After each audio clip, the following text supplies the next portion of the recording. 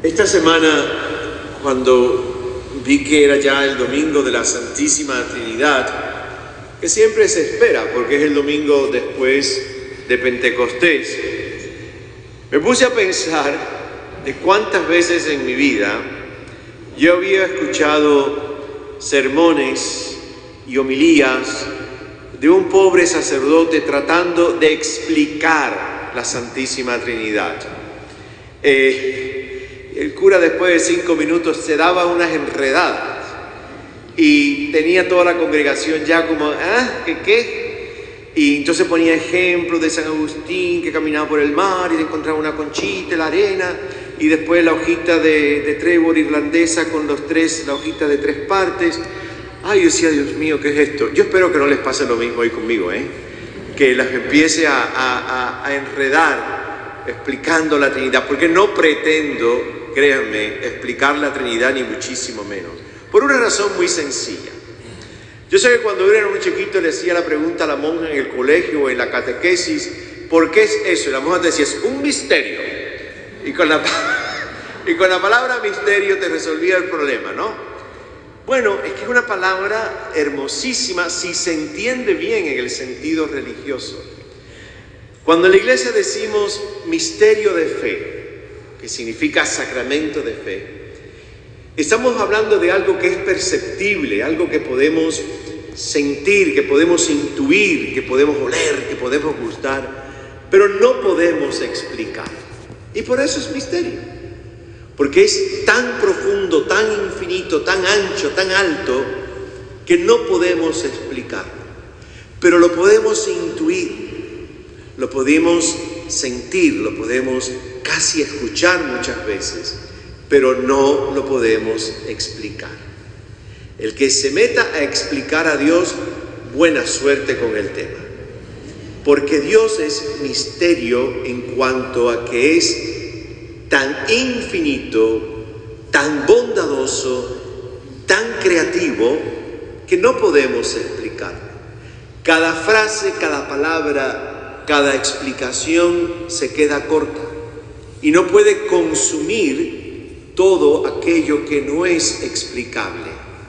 Si tú y yo decimos que cada expresión ya dice lo que es Dios en su totalidad, hemos convertido a Dios en un ídolo, porque el misterio no es explicable, el ídolo es explicable. Por lo tanto, no les voy a explicar la Santísima Trinidad, pero sí les voy a decir algo.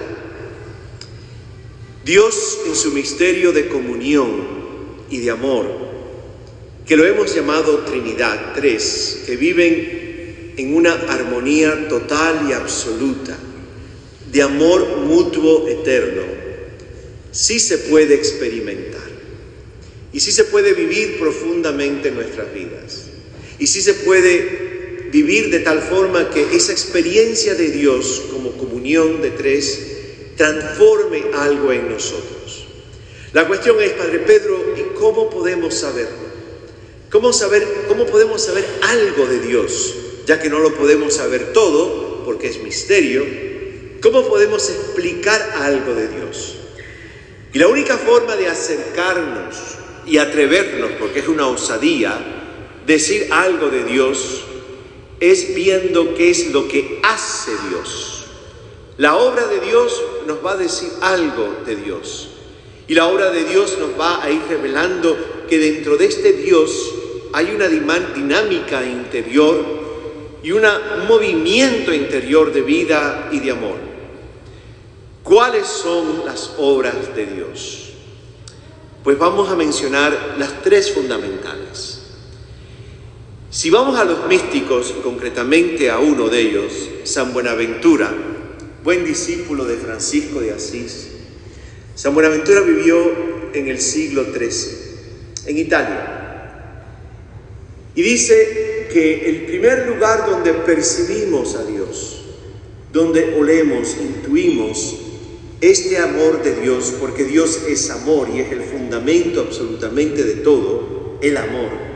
Él dice que es en la creación y llama a la creación la huella de Dios. Si tú ves una película de esas donde una persona va siguiendo las huellas de alguien o de un animal, la gente sabe, los expertos, qué tipo de huella es. San Buenaventura dice que esto maravilloso que llamamos el planeta y el universo es una huella de Dios. Y nos empieza a decir algo de Dios en el momento en que uno pasa tiempo contemplando lo creado. Y contemplar es esa mirada profunda que es capaz de llevarnos a lo trascendente, a lo que está más allá de lo que estamos viendo. Y cuando uno pasa tiempo contemplando la creación con ojos profundos, aquello que estamos viendo nos va a decir algo de Dios, que es la fuente del amor de todo lo creado. ¿Cuántos de ustedes tienen flores en su casa? Levanten la mano, en los jardines. ¿Cuántos tienen una mata de mango? ¿Cuántos tienen una de aguacate? Pues háganse una pregunta muy sencilla. Contemplen un día la mata de mango. Y después de contemplarla, no tratando de explicar cómo es que nace el mango, sino contemplándola, en algún momento de la contemplación, tú vas a decir, bueno, ¿y cómo llegó el mango? ¿Cómo crearon esta fruta? ¿Qué inteligencia hay detrás de todo esto que es capaz de crear una de las frutas, para el que le guste, por supuesto, más rica que hay? Cuando tú miras tu organismo, ya quizás con un poquito de artritis, medio enfermito, cansado, pero sigue siendo un organismo que funciona, tú dices, wow, ¿quién pudo crear esta maquinaria? Ese bebito que está allí en los brazos de la madre, sabemos que hay un proceso biológico para crearlo. Pero esa criatura, desde el primer momento en que el óvulo es fecundado, empieza a ser un ser humano pequeñito que va desarrollando una capacidad enorme de crecimiento. Cuando descubres cómo es la ciencia, descubres a quién, a Dios. Porque es la huella, dice San Buenaventura, que Dios va creando en el mundo.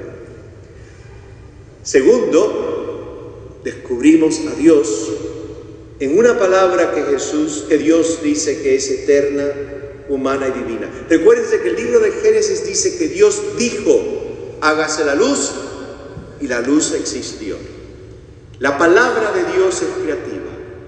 Pues en un momento Dios va a decir una palabra definitiva y última. Y esa palabra tiene un nombre, que pensamos que es un nombre propio, pero es un sustantivo, es un verbo, no es un sustantivo. ¿Saben cuál es? Jesús. La palabra Jesús significa Dios salva. Por lo tanto, no es un sustantivo, es un verbo. Es una acción de Dios, la encarnación de su Hijo. La palabra eterna, prólogo del Evangelio de San Juan, se hizo carne, puso su tienda en medio de nosotros y Dios tuvo entonces rostro humano. Y es a través de esa palabra hecha carne en Jesús de Nazaret que vamos a descubrir algo de Dios. Si es un verbo, el nombre Jesús, y el verbo es Dios salva, descubrimos que Dios es un Dios sanador. Porque la palabra salvar viene de la palabra latín salud. Salvar significa juntar todas las heridas, todo lo roto y volverlo a ser uno. Dios sana, Dios crea. Y el domingo pasado en Pentecostés, el Evangelio de San Juan decía que esta palabra crucificada y ahora glorificada en la resurrección, cuando aparece en mitad de los discípulos aterrorizados, rotos, muertos, confundidos, con puertas y ventanas cerradas, la palabra eterna encarnada en el Cristo glorificado, ¿se recuerdan qué hizo? Sopló aliento y les dio vida a aquel grupo que estaba muerto totalmente. La acción de Dios también es soplo, y a ese soplo lo llamamos espíritu. Y ese soplo vivifica, santifica y empodera. Así que cuando quieras saber cómo es Dios dentro de toda nuestra limitación de posibilidades, de conocer y entender lo que es inmensamente enorme e infinito, recuerda que Dios se conoce en lo que hace. Dios crea, Dios sana y Dios santifica y vivifica. Yo te invito en esta semana, ya que vamos a tener una semana antes de la fiesta del Corpus, que es el domingo que viene, a que tomes un tiempito de vez en cuando y te pongas a ver las cosas creadas que tienes en tu propia casa y en tu propio jardín. Yo sé que hay mucho calor, así que es sabio, míralo por la ventana mejor, ¿viste? Pero míralo y no lo trates de explicar. Míralo con los ojos, pasa tiempo mirándolo. ¿Cuántos de ustedes tienen perros, gatos, peces, pájaros, tortugas, culebras en su casa? ¿Cuántos? Yo tengo un gato. Yo no tengo perros. Una gata. Y yo cada rato la miro porque ella me mira y como es gata al fin no te dice lo que está pensando. Los gatos tienen una cara blanca, pero yo me quedo fascinado mirándola. Lleva conmigo 11 años y es mi extensión. Vive conmigo en el cuarto, no es una gata de patio. Y yo digo, wow, este animal ya me conoce hasta el ruido del motor de mi carro. La gente piensa que los gatos son brutos y no lo son. Conoce el ruido del motor del carro. Y dice el padre Enrique, cuando estás parqueando, haz así enseguida. ¿Cómo? Contempla a tus animalitos en casa y contempla el último gran animal que vive en casa. Animal racional. Y mira cómo funcionas. Si comes un mango, pregúntate, ¿cómo puedo gustar al mango? ¿Qué tengo en la boca? ¿Qué nervios hay? ¿Qué glándulas hay que permiten que yo pueda gustar una fruta? Y vas a descubrir que Dios es el Dios que te ha creado. Pregúntate esta semana, ¿cuántas veces Dios ha sanado tu vida? ¿Cuántas veces Dios ha juntado pedazos rotos que jamás pensaste y yo pensé que podían volver a unirse y los hizo nuevos y te hizo y me hizo criatura nueva? ¿Cuántas veces Dios ha hecho eso? Y pregúntate esta semana, ¿cuántas veces Dios te ha levantado a ti y a mí del polvo cuando pensábamos que ya no podíamos levantarnos más? Y Dios sopló aliento en nosotros. Pidamos en esta liturgia que la Trinidad habite en nosotros. Nunca te olvides que, como dice Pablo, somos unas vasijas de barro, frágiles, no somos de oro ni plata, somos de barro, pero que contienen un tesoro increíble. Y ese tesoro es Dios, Padre, Hijo y Espíritu, que habita en ti y en mí. Tomemos tiempo para descubrirlo, para vivirlo y dejar que nos transforme.